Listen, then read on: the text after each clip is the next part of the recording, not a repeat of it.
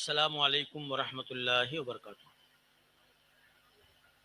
الحمد للہ رب العالمین والعاقبۃ للمتقین والصلاة والسلام علی اشرف الانبیاء والمرسلین یا ایھا الذین آمنوا اتقوا اللہ حق تقاتہ ولا تموتن الا وانتم مسلمون یا ایھا الناس اتقوا ربکم الذی خلقکم من نفس واحدہ وخلق منها زوجها وبث منهما رجالا كثيرا ونساء واتقوا الله الذي تساءلون به والارحام ان الله كان عليكم رقيبا يا ايها الذين امنوا اتقوا الله وقولوا قولا سديدا يصلح لكم اعمالكم ويغفر لكم ذنوبكم ومن يطع الله ورسوله فقد فاز فوزا عظيما قال الله تعالى في كلامه المجيد والفرقان الحميد فاعوذ بالله من الشيطان الرجيم اللہ لا الہ الا هو الحی القیوم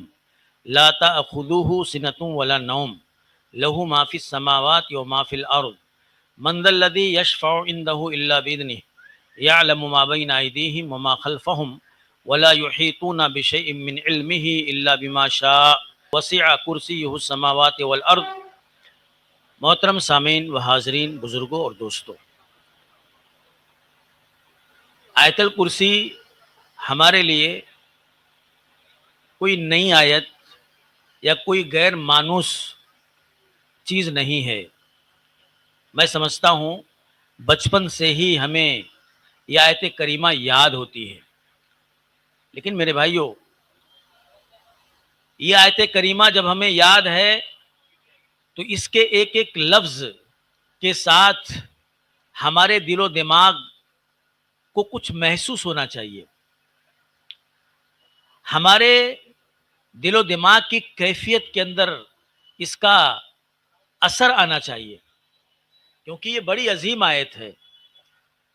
یوں ہی نہیں، بچپن سے ہی اس آیت کی ورد کرائی جاتی ہے، اس کا جو انتخاب ہے، اس کا جو چرچا ہے، اور اس کے تعلق سے جو عقیدت و محبت ہمارے دلوں میں پائی جاتی ہے، تو حقیقت میں اس آیت کے معنی کے اندر جب آپ نظر کو ڈالیں گے تو اللہ کی عظمتوں کا، اس کی کبریائی کا، اس کی قدرت و طاقت کی بے مثال وسعتوں کا آپ کو اندازہ ہوگا۔ یہ آیت کیا ہے؟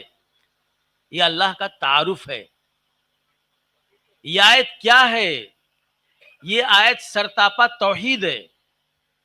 اس کے اندر توحید بیان ہوئی ہے، اللہ کے صفات بیان ہوئے ہیں، اس کی عظمتوں کی ایک بہت باریک جھلک، کیونکہ اس کی عظمتیں تو ایسی بے کنار ہیں اس کو ہم سمجھ ہی نہیں سکتے۔ اللہ کی جو ذات ہے، اس کی جو قدرت ہے، وہ حیران کر دینے والی چیز ہے۔ اسی لیے ہم اللہ اکبر، اللہ بہت بڑا ہے، اس کی تکرار بہت کرتے ہیں۔ تو یہ قرآن کی سب سے عظیم آیت ہے۔ حضرت ابی ابن کعب رضی اللہ تعالی عنہ سے اللہ کے نبی صلی اللہ علیہ وسلم نے پوچھا کہ قرآن کی سب سے عظیم آیت کون سی ہے؟ حضرت ابی ابن کعب رضی اللہ تعالی عنہ نے قرآن کی اس آیت کے بارے میں جواب دیا اللہ کے نبی صلی اللہ علیہ وسلم کو کہ آیت الکرسی قرآن کی سب سے عظیم آیت ہے۔ آپ سوچئے، قرآن کی سب سے عظیم آیت، سب سے افضل آیت کون ہے؟ اس کا جواب ہے تو ابی ابن کعب رضی اللہ تعالی عنہ نے دیا۔ یہ جواب کون دے سکتا ہے؟ جس کی نظر قرآن پر گہری ہو، جو قرآن کی پوری وسعتوں کو اپنے دل و دماغ کے اندر بسایا ہوا ہو، اس کے ایک ایک مقام، اس کے ایک ایک منزل، اس کی ایک ایک سورہ سے وہ گزرا ہو اور باریکی سے گزرا ہو۔ تو اللہ کے نبی صلی اللہ علیہ وسلم کو یہ جواب بہت پسند آیا اور آپ نے ان کو مبارکباد دی۔ میرے بھائیو، سلف کا جو علم تھا، آج لوگ ذرا سی چمک دمک دیکھ کر کے دیوانے ہو جاتے ہیں اور یہ سمجھتے ہیں کہ ایسا عالم دین، اتنا بڑا اسکالر آج تک پیدا ہی نہیں ہوا کوئی۔ ہمارے جو صحابہ تھے ان کا علم بہت گہرا ہوتا تھا، ان کی نظر بہت گہری ہوتی تھی۔ حضرت عبداللہ ابن مسعود رضی اللہ تعالیٰ عنہ قرآن کے بارے میں ایسے پوری خود اعتمادی کے ساتھ کہتے تھے کہ کون سی آیت کب نازل ہوئی، کہاں نازل ہوئی، اس کا مفہوم کیا، اس کی تفسیر کیا ہے، مجھ سے پوچھو. آپ بتائیے، یہ معمولی دعویٰ ہے، یہ چھوٹی بات ہے کہ قرآن کی آیت ہی نہیں، اس کی جو متعلقات ہیں، معانی، مفاہیم، تفسیر، کب نازل ہوئی، کہاں نازل ہوئی، شان نزول، یہ سب ان کو یاد تھا، ان کو حفظ تھا، ان کو ازبر تھا. آج کوئی چیپٹر نمبر، ورس نمبر آ کے بولنے لگے، انگلش میں ٹرانسلیٹ کر دے، تو ہم سمجھتے ہیں کہ ایسا عالم آج تک پیدا ہی نہیں ہوا. حقیقت یہ ہے کہ ہم کو سلف کے علم کے بارے میں پتہ ہی نہیں ہے، ان کے علم کی گہرائی کے بارے میں ہم کو علم ہی نہیں ہے. وگرنہ ہم کسی کی ذرا سی جھلک دیکھ کر کے اور چمک دمک دیکھ کر کے ایسی بات ہم نہیں کرتے. جیسا کہ آج ہمارے نوجوان اس طرح سے دیوانے ہو جاتے ہیں اور پھر وہ غلطیاں بھی کرتے ہیں تو ان کی غلطیوں کو جسٹیفائی کرتے ہیں. حضرت عبداللہ ابن مسعود رضی اللہ تعالیٰ عنہ، حضرت ابی ابن کعب رضی اللہ تعالیٰ عنہ کئی ہزار آیتوں میں سلٹ کر کے بتایا کہ قرآن کی سب سے عظیم آیت یہ ہے، آیت الکرسی. کیوں عظیم آیت ہے؟ اس لیے کہ اس آیت کریمہ کے اندر توحید بیان ہوئی ہے، اور توحید یہ اسلام کا سب سے اہم ترین مسئلہ ہے، سب سے عظیم چیز ہے. دیکھو سورہ اخلاص کو ایک تہائی قرآن کہا گیا. ثلث قرآن سورہ اخلاص کو کہا گیا. کیوں؟ اس لیے کہ قرآن کے اس سورہ کے اندر اللہ کی توحید بیان ہوئی ہے، اور قرآن کے اندر 3 مضامین بیان ہوئے ہیں: توحید، رسالت اور آخرت. تو توحید سمجھ لیجئے ایک ثلث قرآن سورہ اخلاص کے اندر توحید بیان ہوئی ہے، اس لیے اس کو ثلث قرآن کا درجہ دیا گیا. تو آیت الکرسی اس لیے بہت عظیم ہے، اس لیے بہت افضل ہے، کیونکہ اس کے اندر اللہ کی توحید بیان ہوئی ہے. اور توحید ہماری زندگی کا، ہمارے دین کا، ہمارے اسلام کا سب سے اہم ترین مسئلہ ہے میرے بھائیوں. آج المیہ یہی ہے کہ توحید کی جو دعوت ہے وہ دھیرے دھیرے نامانوس ہوتی جا رہی ہے. دوسری چیزوں کو لوگوں نے دعوت کی ترجیح بنا لیا ہے، اور توحید پر بات اب کم ہونے لگی. یہی اسٹیج ہے، یہی منچ ہے، یہی پروگرام ہے، یہی سلف کے نقشے قدم پر چلنے والے لوگ ہیں جو اس مسئلے کو اسٹیج پر چھیڑتے ہیں، اس مسئلے کی تفصیلات کو بتاتے ہیں، اس کی جزیات کو بتاتے ہیں، ان تمام چیزوں تک آپ کو لے کر کے جاتے ہیں جو آپ کی توحید کو خراب کرنے والی ہوں، جو آپ کی توحید کے شیشے میں شرک کا بال لانے والی ہوں. یہی اسٹیج ہے اور یہی علماء ہے جو بیان کرتے ہیں. ورنہ آپ بتائیے، توحید کے نام پر تو شرک بیان ہو رہا ہے، توحید کے نام پر ضلالتوں کو فروغ دیا جا رہا ہے، توحید کی وہ تشریح، توحید کی وہ توضیح، توحید کی وہ شرح نہیں کی جا رہی ہے جو سلف نے کی، جو صحابہ نے کی. تو توحید کو آپ آیت الکرسی میں دیکھیے، توحید کو آپ قرآن مجید کے اس آیت کے اندر دیکھیے: اللہ لا الہ الا ہو، اللہ کے علاوہ کوئی معبود حقیقی نہیں ہے. اللہ کے علاوہ کوئی حقیقی الہ نہیں ہے، نہیں ہے کوئی معبود مگر اللہ جو زندہ ہے اور قائم ہے.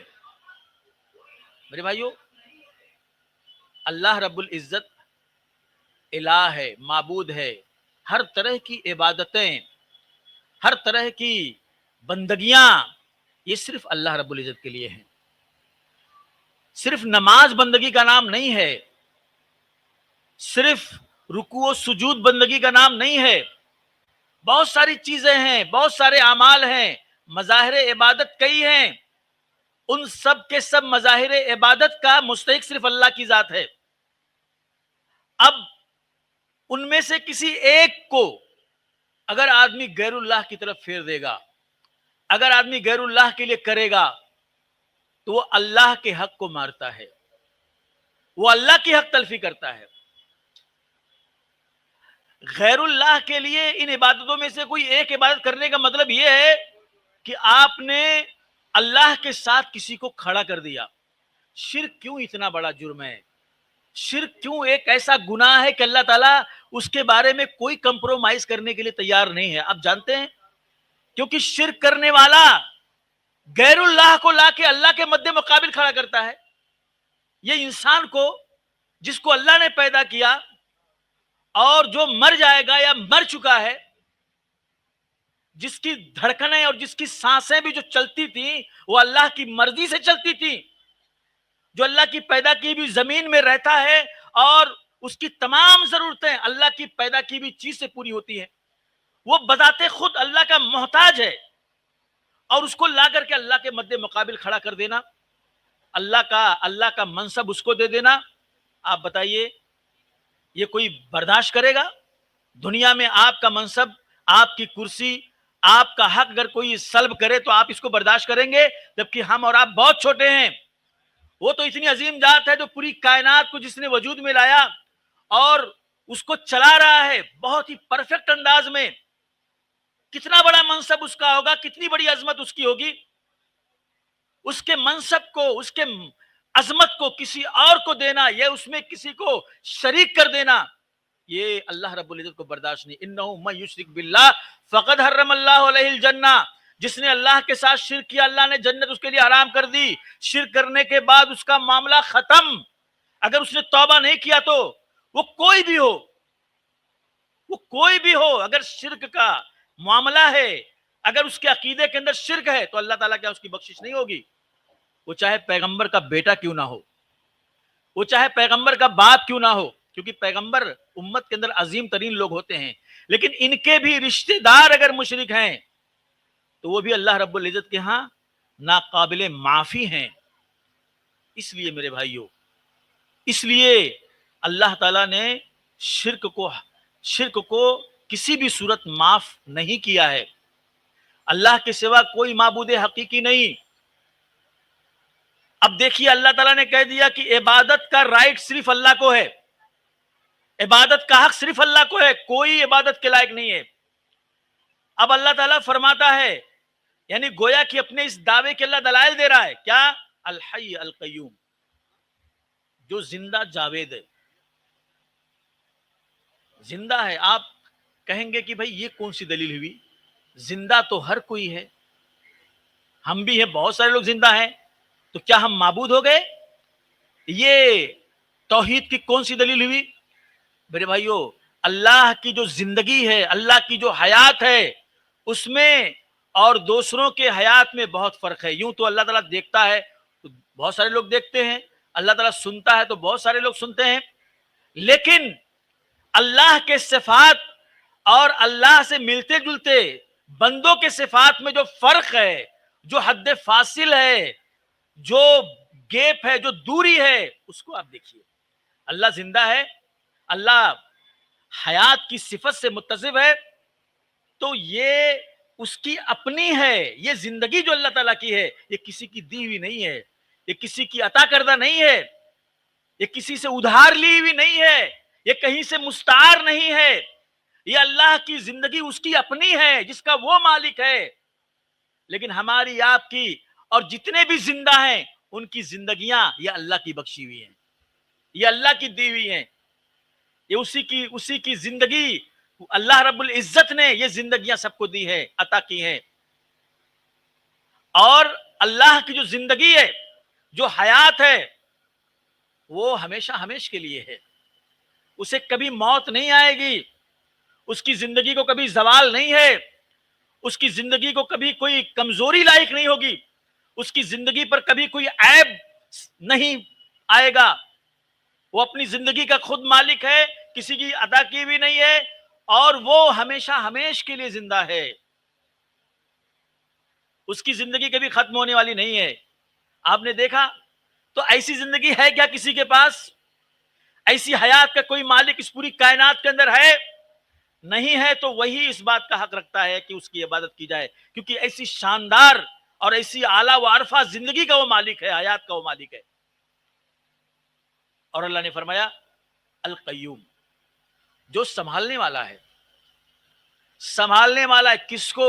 سب کو، آپ کو، ہم کو. اور آپ کے اس ملک کو اور پوری کائنات کو سنبھالنے والا ہے وہ. میرے بھائیو یہ جو سنبھالنے والی جو بات ہے یہ آج جتنے اچھی طرح سے سمجھ میں آ رہی ہے اللہ کی قسم کل اتنی اچھی طرح سے سمجھنے میں آنے والی نہیں تھی. لیکن وہ ایمان بالغیب تھا کہ ایمان بالغیب سب سے طاقتور چیز ہوتی ہے. لیکن حقیقت میں اسلام کی چیزیں عقائد جو بھی چیز ہے جیسے جیسے دنیا ترقی کرتی گئی جیسے جیسے دنیا آگے بڑھ رہی ہے جیسے اسلام اور منقع ہو کر کے سامنے آ رہا ہے عقیدہ توحید اور روشن ہو کر کے سامنے آ رہا ہے. اللہ سنبھالنے والا ہے قیوم ہے. اس پوری کائنات کو میرے بھائیوں جب سائنس نے جب دیکھا بڑے غریب سے دیکھا بہت گہرائی سے دیکھا تب انسان یہ بولنے لگا کہ بھائی یہ از خود کچھ نہیں چل رہا ہے. یہاں تک کہ بڑے بڑے جو ایتھسٹ تھے جو ملحد تھے جو منکر خدا تھے وہ لوگ بھی بول پڑے کوئی تو ہے اس پوری کائنات کا چلانے والا. یہ اتنے جو باریکی کے ساتھ اتنے نظم کے ساتھ اتنی ڈسپلن کے ساتھ اتنے جو ہے مرتب انداز میں یہ جو چل رہی ہے کائنات کوئی تو ہے جو چلا رہا ہے اس کو. کوئی اس کا کریٹر بھی ہوگا اور کوئی اس کو چلا بھی رہا ہے اور وہ بہت ذہین و فطین ہے. یہ بڑے بڑے سائنسدانوں نے کہا. تو اللہ نے کیوں کہا کہ وہ سنبھالنے والا ہے؟ اس لیے کہ اس کائنات کو پیدا کرنے کے بعد اللہ نے چھوڑ نہیں دیا اللہ اس کو سنبھال رہا ہے. میرے بھائیوں تھوڑی دیر کے لیے اگر وہ سنبھالنا چھوڑ دے اس پوری کائنات کو اللہ کی قسم اس کائنات کے اندر ایسے ایسے واقعات ظہور میں آئیں گے ایسے ایسے حادثات ہوں گے ایسے ایسے دھماکے ہوں گے ایسی بے ترتیبی پیدا ہو جائے گی کہ انسان حیران و ششدر رہ جائے گا. یہ کائنات ختم ہو جائے گی. لیکن آپ دیکھ رہے ہیں سورج نکل رہا ہے ڈوب رہا ہے چاند نکل رہا ہے ڈوب رہا ہے. ہمارے سورج سے بڑے بڑے سیارے بھی اس یونیورس کے اندر موجود ہیں وہ بھی اپنے حساب سے اپنے اپنے راستے پر چل رہے ہیں. کوئی اگر راستہ بدل دے کوئی اگر اپنا روٹ چینج کر دے یہ جو ہمارا سولار سسٹم ہے اس میں سے کوئی ایک سیارہ اگر اپنا روٹ چینج کر دے تو یہ زمین سے آ کے ٹکرا جائے گا مریخ سے جا کے کسی سے بھی جا کے ٹکرا جائے گا اور سمجھ لیجیے ایک قیامت دنیا کے اندر نظر آئے گی. ایک قیامت.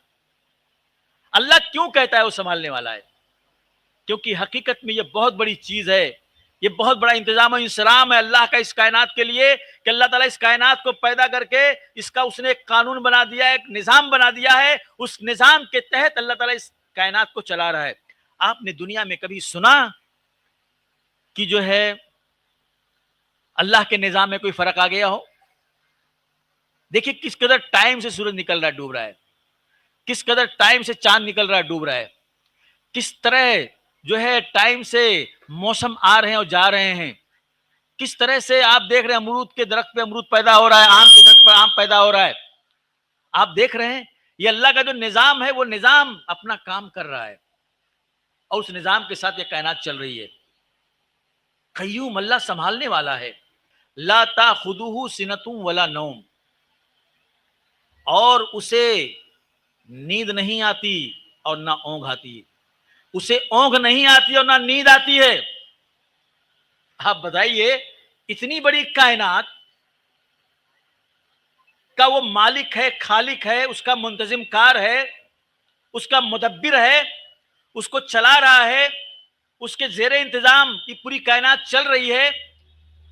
اگر اس کو اونگ آ جائے ایسے آپ سمجھیے کہ ایک آدمی گاڑی اگر چلا رہا ہے بہت تیز رفتاری کے ساتھ لے کر کے جا رہا ہے تھوڑی دیر کے لیے اگر اس کو اونگ آ گئی تو آپ بتائیے وہ بس جو چلا رہا ہے وہ ٹرک جو چلا رہا ہے وہ گاڑی جو چلا رہا ہے اس گاڑی کا کیا حشر ہوگا؟ کھائی میں گر جائے گی پلٹ جائے گی ٹکرا جائے گی کسی سے. ایسے اللہ رب العزت فرما رہا ہے کہ اس کو اونگ نہیں آتی کیونکہ وہ کائنات کو چلا رہا ہے. اور اونگ کس کو آئے گی؟ اونگ ہے یہ انسانی کمزوریاں ہیں یہ انسانی ضرورتیں ہیں. اللہ تعالیٰ بے نیاز ہے. اللہ تعالیٰ نے کہا اس کو اونگ نہیں آتی ہے اور نیند بھی نہیں آتی ہے بالکل نہیں ان چیزوں سے وہ پاک ہے. میرے بھائیو اللہ نے اونگ کا تذکرہ کیا اور نیند کا بھی تذکرہ کیا.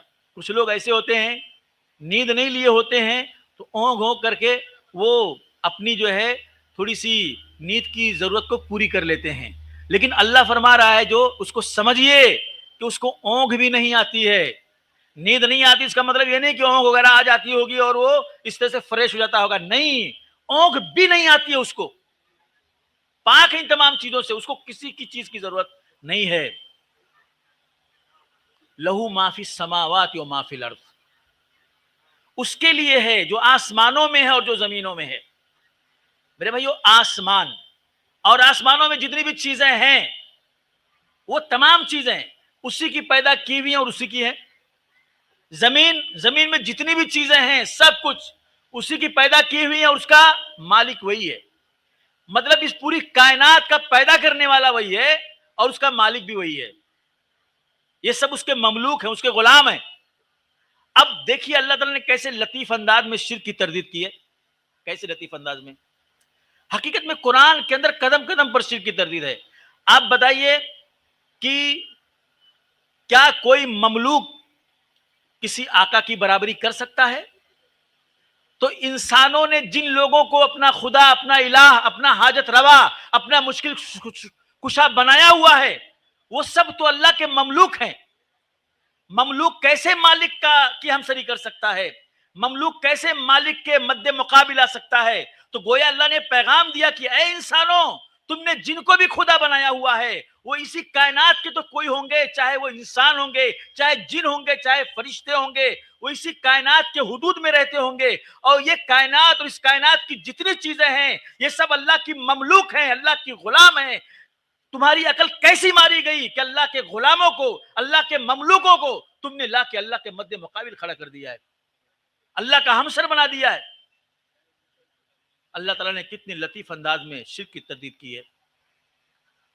من ذا الذی یشفع، دیکھیے توحید کی شرح بھی ہے، اور اس توحید پر جو شرک کا حملہ ہوا ہے، اس توحید کے اندر داخل ہونے کے لیے، شرک کے لیے جو راستہ ہموار کیا گیا ہے، اللہ تعالیٰ اس کے جڑ پر یہاں پر وار کر رہا ہے، اس کے جڑ پر اللہ تعالیٰ یہاں پر وار کر رہا ہے۔ کہہ رہا من ذا الذی یشفع عنده الا باذنہ، کون ہے جو اللہ رب العزت کے یہاں اس کی اجازت کے بغیر سفارش کرے گا، اللہ سے درخواست کرے گا، ریکویسٹ کرے گا کسی کے لیے؟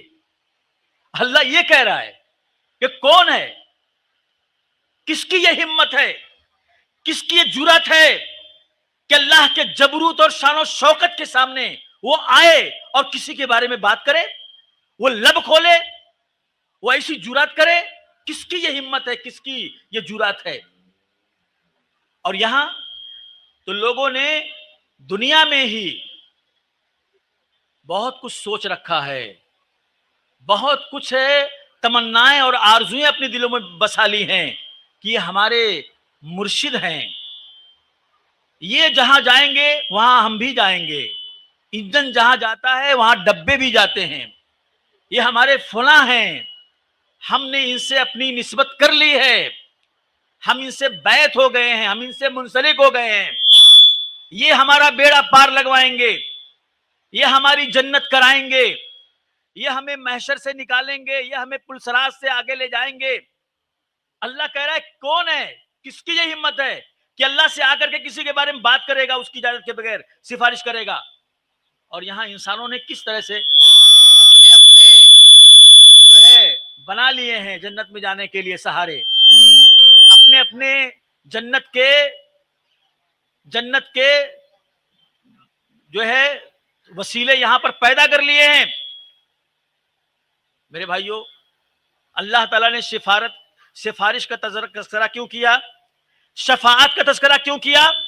کیونکہ شفاعت اور وسیلہ یہی راستہ بنا ہے شرک کے اندر دراندازی، توحید کے اندر دراندازی کرنے کا، توحید کو شرک سے ملانے کا یہی وسیلہ، یہی شفاعت، یہی ذریعہ بنے ہیں۔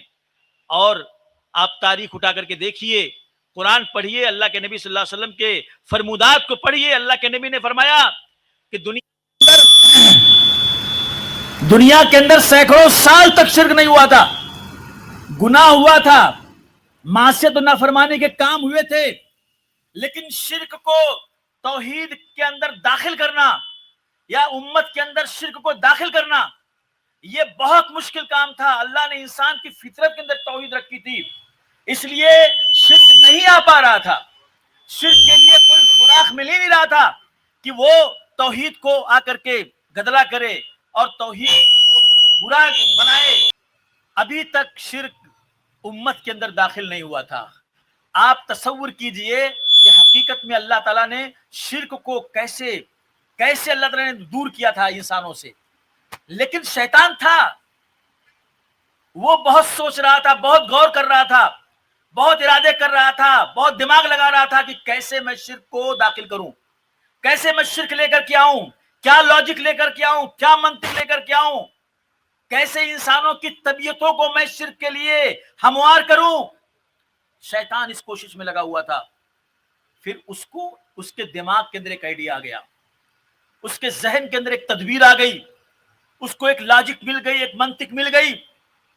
اس نے قوم نوح علیہ السلام سے آ کر کے ان سے بات کیا، اور جو بزرگان دین، جو اولیاء اللہ، جو صالحین دنیا سے جا چکے تھے، ان کے بارے میں آ کر کے بات کرنے لگا کہ دیکھو یہ تمہارے درمیان کتنے عظیم لوگ تھے جو چلے گئے، کتنے نیک لوگ تھے، کتنے صالح لوگ تھے، یہ دنیا سے گئے، ایک اچھی زندگی گزار کے گئے، ایک مومنانہ زندگی گزار کے گئے۔ آئندہ کیا ہوگا کہ لوگ ان کو بھول جائیں گے، لوگ ان کو بھول جائیں گے، ان کے اچھے کارنامے لوگ فراموش کر دیں گے، ان کی نیکیاں لوگوں کو یاد نہیں رہیں گی۔ اس لیے ایک کام کرو کہ ان کی تصویریں، ان کے مجسمے، ان کے اسٹیچو جگہ جگہ لگا دو، تاکہ لوگ ان کو دیکھیں تو ان کی نیکیاں یاد آئیں، ان کی اچھائیاں یاد آئیں، ان کی متقیانہ زندگی یاد آئے، ان کی صالحیت یاد آئے، اور ان کا تقوی یاد آئے۔ اس لیے ان کی تصویریں لگا دو، ان کے مجسمے لگا دو، اس طرح سے ان کی یاد تازہ ہوگی اور لوگ ان کے جیسے بننے کی کوشش کریں گے، لوگوں کے اندر نیکیوں کی ترکیب ہوگی۔ دیکھو کتنی بہترین بات اس نے کہی، کتنی اچھی منطق ہے، کتنی اچھی لاجک ہے کہ بھائی یہ اچھے لوگ تھے، یہ اگر ہمارے سامنے آئیں گے تو ہم کو ان کی نیکیاں یاد آئیں گی اور ہم بھی نیک بننے کی کوشش کریں گے۔ بری بات تو نہیں ہے۔ سب لوگوں نے ان کے مجسمے لگا دیے، ان کی مورتیاں لگا دی۔ اسی لیے اسلام نے تصویر کشی سے منع کیا ہے۔ کیوں؟ کیونکہ یہ شرک کے لیے وسیلہ بنتی ہے، ذریعہ بنتی ہے۔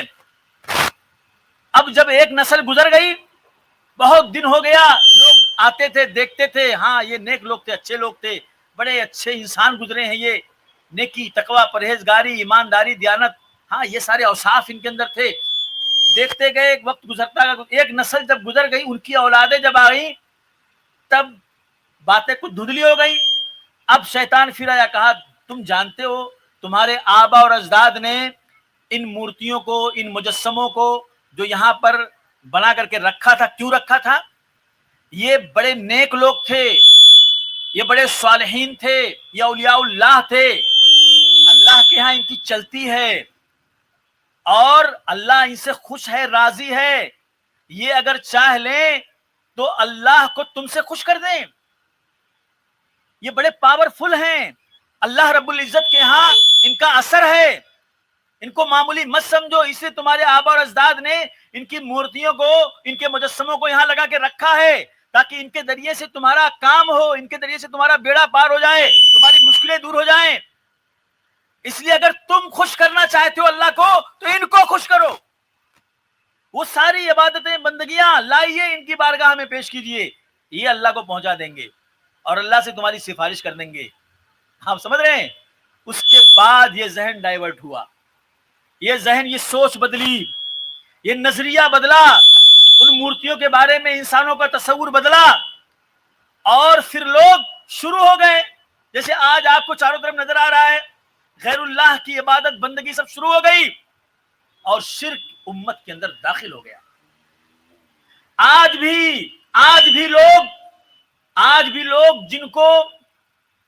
جن کی عبادت کرتے ہیں، بندگی کرتے ہیں، وہ یہ کہتے ہیں کہ ہم ان کی بندگی نہیں کرتے، ہم اپنی عبادتیں ان کے ذریعے سے اللہ کو پہنچاتے ہیں. ہم نے ان کو ما نعبدہم الا لیقربونا الی اللہ زلفا، ہم ان کی عبادت نہیں کرتے، ہم اللہ سے قریب ہونے کے لیے ان کی عبادت کرتے ہیں. دیکھیے شرک کے لیے شیطان نے جو منطق پیش کیا تھا، جو لاجک لایا تھا، آج بھی وہی لاجک کام کر رہی ہے، آج بھی وہی منطق کام کر رہی ہے. آج بھی صفات اور وسیلے کے نام سے شرک کیا جا رہا ہے. یہی کہیں گے بھائی چھت پہ چڑھنا ہے تو سیڑھی تو لگانا پڑے گا نا. اگر کسی بڑی شخصیت، اگر جج سے فیصلہ کروانا ہے تو وکیل کرنا پڑے گا نا. اگر کسی بڑے منصب والے سے اپنا کوئی کام کرانا ہے تو اس کے رشتہ دار کو پکڑنا پڑے گا نا. یہ دیکھیے یہی وسیلہ اور شفاعت یہی چیز ہے جو شیطان جس کے ذریعے سے شرک کو لایا تھا امت کے اندر، آج بھی اسی منطق سے شرک کرایا جا رہا ہے. اور اللہ تعالیٰ بار بار کہہ رہا ہے اذا سألک عبادی انی فإنی قریب، میرے بندے سے کہو جب وہ تم سے میرے بارے میں پوچھیں، اپنی کسی مشکل کے بارے میں، اپنی کسی تکلیف کے بارے میں، تو ان سے کہو کہ انہیں ڈائریکٹ مجھ سے بات کرنی چاہیے، میرے اور ان کے درمیان کوئی پردہ نہیں ہے، کوئی حجاب نہیں ہے. ان سے کہو تمہارے اوپر مشکل آئی ہے مجھ سے دور کرواؤ، میں نافع ہوں، میں ضار ہوں. ان سے کہو تمہارا کوئی مسئلہ ہے، تمہاری کوئی ضرورت ہے، اس کو پیش کرنے کے لیے تم کو کہیں کسی بڑی درگاہ پر جانے کی ضرورت نہیں ہے، کہیں کسی بڑی ولی اللہ کے پاس جانے کی اور اس کے ذریعے سے پیش کرنے کی ضرورت نہیں ہے. میں تمہاری بات کو سن رہا ہوں. اجیب دعوت الداعی اذا دعان، جب تم مجھے پکارو گے تو میں تمہاری پکار کا جواب دوں گا. اللہ تعالیٰ بار بار یہ کہہ رہا ہے، لیکن اس کے باوجود بھی لوگ کہتے ہیں نہیں، جب تک یہ ہماری سفارش نہیں کریں گے، یہ ہماری لیے درخواست نہیں کریں گے، یہ ہمارے لیے جو ہے اللہ تعالیٰ سے بات نہیں کریں گے، تب تک ہمارا کام نہیں ہوگا. اللہ تعالیٰ نے آیت الکرسی کے اندر شرک کی جڑ پروار کیا ہے اور کہا ہے من ذا الذی یشفع، کون ہے جو سفارش کرے گا. تم نے ان کو اپنا سفارشی بنا کر رکھا ہے، تم نے ان کے ساتھ امیدیں وابستہ کر رہی ہیں، ان میں کسی کی ہمت نہیں ہے، کسی کی جرات نہیں ہے. اللہ نے فرمایا کہ ہم نے تمہیں تنہا پیدا کیا تھا اس دنیا کے اندر، اور جئتمونا فرادا، اور تم اکیلے اکیلے ہی میرے پاس آؤ گے اپنے عملوں کا حساب دینے کے لیے. تمہارے ساتھ تمہارے یہ بزرگ نہیں ہوں گے، تمہارے یہ مرشد نہیں ہوں گے، یہ جن کو تم نے مان رکھا ہے یہ تمہاری حمایت، تمہارے سپورٹ میں آنے والے نہیں ہیں. تم کو اپنے عملوں کا حساب دینے کے لیے اکیلے اللہ کے سامنے آنا پڑے گا اور دینا پڑے گا، کوئی تمہارے ساتھ نہیں ہوگا. اللہ تعالیٰ قدم قدم پر اس کا رد کر رہا ہے. اور آیت الکرسی میں خاص طور پر اللہ تعالیٰ نے شفاعت کا جو تذکرہ کیا یہ بتانے کے لیے کہ توحید پر ڈاکہ ڈالنے کے لیے، توحید کے قلعے کے اندر سوراخ ڈالنے اور نقب لگانے کے لیے اسی شفاعت کا، باطل سفارش کا سہارا لیا گیا. حالانکہ شفاعت سفارش اللہ نے کہا بغیر اجازت کے یہ ہے، لیکن اس کا مس یوز کیا گیا. نبی سفارش کریں گے اور اللہ جن کے بارے میں کہے گا ان کے بارے میں سفارش کریں گے، جن کو اللہ اجازت دے گا وہ سفارش کریں گے. یہ دنیا ہی میں سب کو یہ اختیار لوگوں نے اپنے لیے پیدا کر لیا ہے اور مان لیا ہے، اور لوگوں کے اندر مان لیا ہے کہ نہیں یہ سفارش کریں گے. اللہ کے ہاں سفارش کرنے کے لیے اللہ کی اجازت درکار ہے، اور جس کے بارے میں سفارش کی جائے گی اس کے بارے میں بھی اللہ کی اجازت ہونی چاہیے. اور اسی طرح سے اللہ کے نبی صلی اللہ علیہ وسلم نے ایک دم کلیئر کر دیا، ایک دم واضح کر دیا، ایک دم 2 2 4 کی طرح صاف کر دیا کہ اللہ میری سفارش، میری دعا اسے فیض پہنچائے گی جو اس حال میں مرا کہ اس نے اللہ کے ساتھ کسی کو شریک نہیں کیا تھا. اس کو میری دعا فیض پہنچائے گی، اس کو میری دعا فائدہ پہنچائے گی. آج یہ پیر سے لے کے سر تک شرک میں ڈوبے ہوئے ہیں اور دن اور رات مشرکانہ عملوں کے اندر ڈوبے ہوئے ہیں، اور یہ یقین ہے، یہ خود اعتمادی ہے، یہ کانفیڈنس ہے کہ ہمارے بارے میں فلاں سفارش کریں گے، ہم کو فلاں جنت میں لے کر کے جائیں گے، ہمارا بیڑا وہ پار کرائیں گے. من ذا الذی یشفع عندہ الا باذنہ ویعلم ما بین ایدیہم وما خلفہم. وہ جانتا ہے، ویعلم ما بین ایدیہم، وہ جانتا ہے کہ ان کے سامنے کیا ہے اور ان کے پیچھے کیا ہے. میرے بھائیو، اللہ رب العزت کا بے پناہ علم، اللہ رب العزت کا غیر معمولی علم، اس پر بھی بات ہونی چاہیے. اللہ تعالیٰ کا جو علم ہے، اللہ تعالیٰ کی جو پہنچ ہے، جو رسائی ہے، جو جانکاری ہے، ما کان ما یکون، جو گزر گیا وہ بھی اللہ تعالیٰ جانتا ہے، اور جو آنے والا ہے وہ بھی اللہ تعالیٰ جانتا ہے، جو آگے ہے وہ بھی اللہ جانتا ہے، جو پیچھے وہ بھی اللہ تعالیٰ جانتا ہے. میرے بھائیو، ہم کو تو، میرے سامنے آپ ہیں، آپ کو میں دیکھ رہا ہوں، آپ کو جان رہا ہوں. میرے پیچھے کیا ہے میں نہیں دیکھ رہا ہوں. میرے پیچھے کون ہے مجھے نہیں معلوم، اس کے پیچھے کیا نہیں، یہ ہر کسی کے ساتھ ہے. اس کا علم جو ہے محدود ہے، اس کا علم لمیٹڈ ہے، لیکن اللہ تعالیٰ کا جو علم ہے وہ لا محدود ہے، وہ ان لمیٹڈ ہے. جو گزر گیا، اسی لیے آپ قرآن پڑھیں، اللہ تعالیٰ قرآن کے اندر ماضی کے واقعات کو بیان کرتا ہے، اور جو دوسری آسمانی کتابوں کے اندر جو رد و بدل کیا گیا تھا، جو اس کے اندر تبدیلی اور تحریف کی گئی تھی، اللہ تعالیٰ اس کو کریکٹ کرتا ہے، اللہ تعالیٰ اس کو صحیح کرتا ہے. حضرت سلیمان علیہ السلام کے بارے میں اللہ نے کہا کہ سلیمان علیہ السلام نے کفر نہیں کیا، بلکہ شیطانوں نے کفر کیا تھا. وہ جادو جس کو یہودیوں نے سلیمان علیہ السلام کی طرف منسوب کر دیا تھا، اللہ تعالیٰ نے اس کی تردید کی، اور نعوذ باللہ من ذالک ان کی کتابوں میں حضرت سلیمان علیہ السلام کے بارے میں، اور وہ جو بلقیس آئی تھی اس کے بارے میں غلط قسم کی باتیں ہیں، اللہ تعالیٰ نے اس کو بھی صاف کیا. ایسے بہت سارے پیغمبروں کے بارے میں، بہت سارے پیغمبر. تو اللہ تعالیٰ کا جو علم ہے بے پناہ علم ہے. تو ایسا علم، ایسی جانکاری جس کو ہو وہی اس بات کا حق رکھتا ہے کہ اس کی عبادت کی جائے. دیکھو، تلاشو، ہے کوئی اس پوری کائنات کے اندر جو اللہ جیسا علم رکھتا ہو؟ غیر معمولی علم، ما کان ما یکون کا علم. ہے کوئی ذات جن کو تم نے خدا بنایا ہوا ہے، جن کو تم نے حاجت روا اور مشکل کشا بنایا ہوا ہے، جن کے دروں پر تم جا کر کے اپنی پیشانیاں رگڑتے ہو؟ کیا ایسا عظیم الشان علم ان کو حاصل ہے؟ نہیں حاصل ہے، کسی کو نہیں حاصل ہے. اسی لیے یہ علم جس کے پاس ہے وہی اس بات کا حق رکھتا ہے کہ اس کی عبادت کی جائے، اس کی بندگی کی جائے، اور اس سے مرادیں مانگی جائیں، اس سے اپنی حاجتوں اور ضرورتوں کو جو ہے اس کا سوال کیا جائے. یعلم ما بین ایدیہم ما خلفہم ولا یحیطون بشیء من علمہ الا بما شاء. انسانوں کو بھی جو کچھ بھی علم ملا ہے وہ اللہ کے دینے سے ملا ہوا ہے. اللہ نے دیا. آپ کو جتنا بھی علم ہے، دیکھیے آج سے بہت پہلے انسان کا علم کیا تھا. آج آپ ترقیوں کے جس دور میں ہیں، پہلے یہ علم نہیں تھا. جیسے جیسے اللہ دیتا گیا تیسے انسان کو ہوتا گیا بھی اور بھی علم اللہ تعالیٰ انسان کو دے گا. تو جتنا علم اللہ نے چاہا ہے، دیکھیے میں ایک مثال دوں روح کے بارے میں. آج سے پہلے انسان جہاں تک سقراط وغیرہ کی تحقیقات آپ دیکھ لیجئے، جو روح کے بارے میں انسان کو صحیح شعور مل ہی نہیں رہا ہے. الگ الگ طرح کا نظریہ لوگ بیان کر رہے ہیں، کیونکہ اللہ نے روح کے بارے میں کیا کہا؟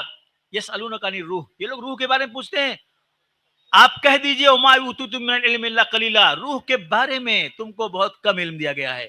بھائی اللہ نے تم کو کم علم دیا روح کے بارے میں، تو کتنی بھی مغز ماری کر لو، کتنی بھی ماتھا پچی کر لو، اللہ نے جو نشان لگا دیا اس نشان سے آگے آپ نہیں بڑھ سکتے. اگر روح کے بارے میں تم اس نشان سے آگے بڑھ جاتے تو شاید روح کو نکلنے بھی نہیں دیتے. لیکن اللہ نے روح کے بارے میں آپ کو مجبور کر دیا ہے. انسان کتنی ترقی کر گیا لیکن روح کے بارے میں وہیں کھڑا ہے جہاں پہلے انسان کھڑا تھا. تو تم نے جتنا بھی علم تم کو ملا ہے وہ اللہ کے دینے سے ملا ہوا ہے. اور میرے بھائیو، اللہ تعالیٰ نے اپنی کرسی کا تذکرہ کیا، اپنے عرش کا تذکرہ کیا، اور اسی طرح سے اللہ تعالیٰ نے اپنے عظمت اور اپنی بلندی کا تذکرہ کیا. یہ تمام اللہ کی توحید کے صفات ہے. تو اللہ کی توحید آیت الکرسی کے اندر بیان ہوئی ہے بڑی شاندار انداز میں، بڑے خوبصورت انداز میں. اس کو پڑھیے اور یاد رکھیے تاکہ جب جب یہ سورہ آپ پڑھیں، اس کے ایک ایک لفظ سے گزریں تو آپ کے ایمان کو تازگی ملے، اللہ کی عظمتوں کا احساس آپ کے اندر جاگے، اور اللہ کی کبریائی جو ہے آپ کے دل کی دھڑکنوں کے اندر جو ہے اپنا اثر دکھائے. جب بھی آپ اس آیت کو پڑھیے، اس کے معنی اور مفہوم سے آپ گزریے، تو انشاءاللہ اس سے آپ کے توحید کے اندر مضبوطی آئے گی. اللہ سے دعا ہے کہ اللہ ہمارے دلوں میں ایمان پیدا کرے، تقوی پیدا کرے، کتاب و سنت کی تعلیمات کی روشنی میں زندگی گزارنے کی توفیق فرمائے. اللہ ہمیں توحید کا صحیح شعور عطا فرمائے، اور توحید کے مطابق اللہ ہم کو اپنی زندگی کو سنوارنے اور سجانے کی توفیق عطا فرمائے. آمین. واخر دعوانا الحمدللہ رب العالمین.